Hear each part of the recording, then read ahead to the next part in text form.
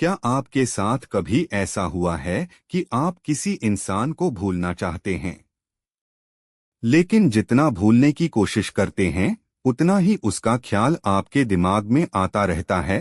कभी उसका चेहरा याद आता है, कभी उसकी आवाज, और कभी बिना किसी वजह के पुरानी बातें याद आने लगती हैं। लेकिन सवाल है, क्या इसका कोई साइकोलॉजिकल रीजन हो सकता है? I trust the universe. क्योंकि कभी कभी हमारा दिमाग उन रिश्तों और यादों को बार बार सामने लाता है जिनसे हमारी इमोशंस गहराई से जुड़ी होती हैं। साइन नंबर 1, बिना वजह बार बार उसी का ख्याल आना। आप अपना काम कर रहे हैं, पढ़ाई कर रहे हैं या बिल्कुल नॉर्मल दिन जी रहे हैं, लेकिन अचानक वही इंसान दिमाग में आ जाता है। साइकोलॉजी के अनुसार ऐसा तब हो सकता है जब उस व्यक्ति से जुड़ी कोई मेमोरी आपके दिमाग में इमोशनली स्ट्रॉन्ग बनी हुई हो। लेकिन सोचिए, अगर आप उसे भूल चुके हैं तो उसका ख्याल बार बार क्यों आता है?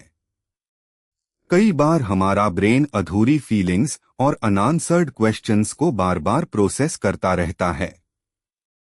साइन नंबर 2, छोटी छोटी चीजें उसकी याद दिलाने लगती हैं।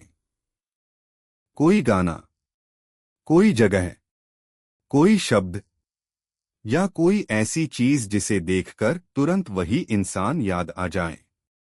ऐसा इसलिए हो सकता है क्योंकि आपका ब्रेन उस व्यक्ति की मेमोरीज को आसपास की चीजों से जोड़ चुका है। और यही एक बड़ा सवाल है, क्या आपको भी अचानक कोई गाना सुनकर उसकी याद आ जाती है? अगर हाँ, तो आप अकेले नहीं हैं। यह इमोशनल मेमोरी का एक सामान्य हिस्सा हो सकता है। साइन नंबर 3, आप मन ही मन उससे बातें करने लगते हैं। कभी आप सोचते हैं, अगर वो सामने होता तो मैं ये बात कहता। कभी पुराने कॉन्वर्सेशन को दिमाग में दोहराते हैं और कभी कल्पना करते हैं कि अगर वो वापस आ जाए तो क्या होगा।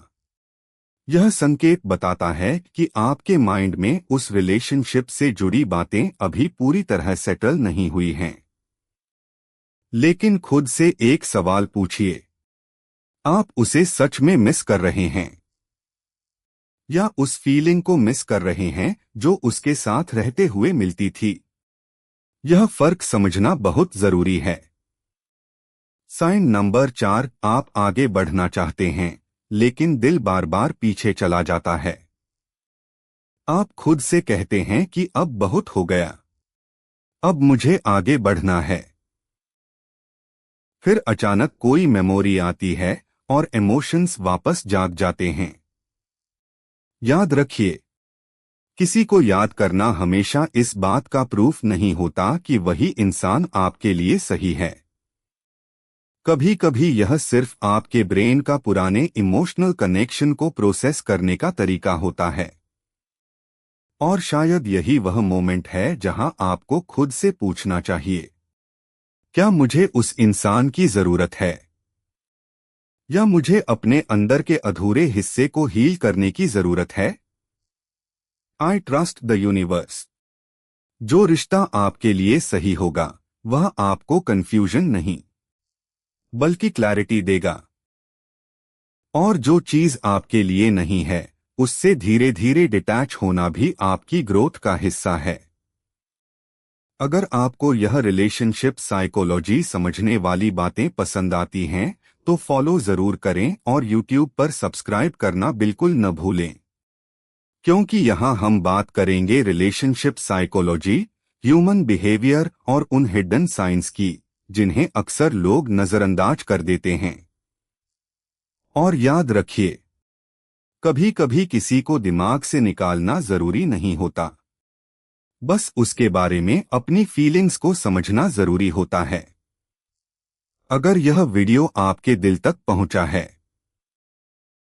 तो कमेंट में सिर्फ इतना लिखिए, आई ट्रस्ट द यूनिवर्स। शायद आपकी अगली कहानी, आपकी अगली नई शुरुआत हो।